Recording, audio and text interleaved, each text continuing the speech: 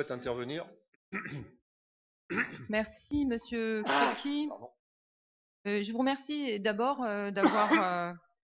d'avoir mentionné et d'avoir effectivement reconnu que les projets qui se terminaient cette année ou qui se sont terminés l'année dernière étaient des projets qui avaient été engagés par la municipalité précédente ou les municipalités précédentes. Donc, je pense que c'est net de le reconnaître.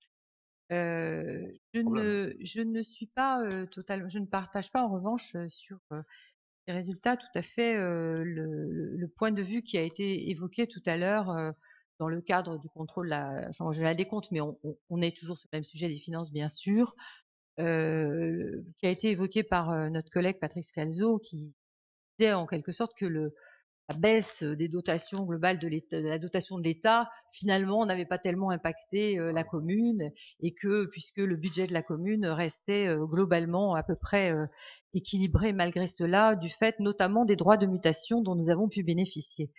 Je pense que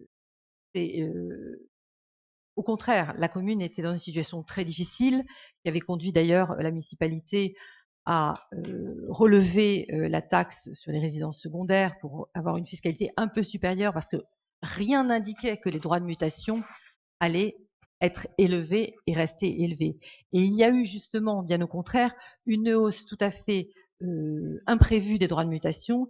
Cette hausse aurait dû être une bouffée d'air pour la commune de Vence et pour les Vensois, et elle est simplement venue compenser, malheureusement, pour les Vensois, la baisse et les baisses de subventions et de dotations de l'État.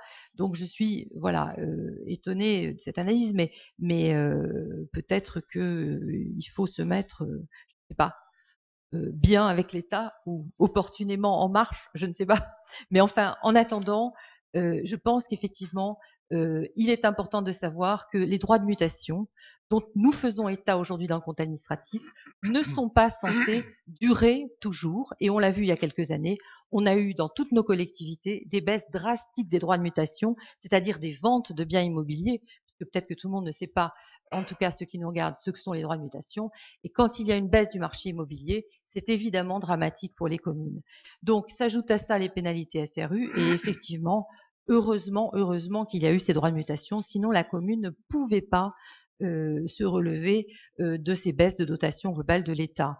Je voulais simplement vous dire aussi, vous poser une question, Madame le maire, qui me paraît tout à fait importante puisqu'on parle de finances publiques.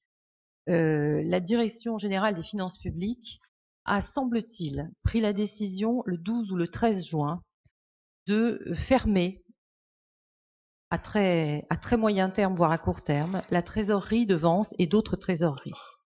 Il ne resterait plus, au lieu de 15, que 5 trésoreries sur le territoire des Alpes-Maritimes. Donc, je vous demande d'abord si vous en avez été informé. Moi, j'ai personnellement écrit un courrier, préparé un courrier pour le ministre en tant que conseillère départementale du canton.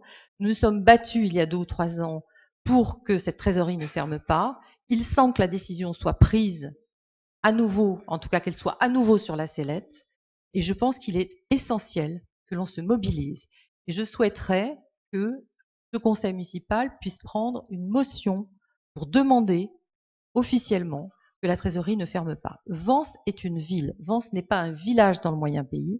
Vence est une ville qui sert non seulement les Vensois, mais également un très grand nombre d'habitants du pays vensois.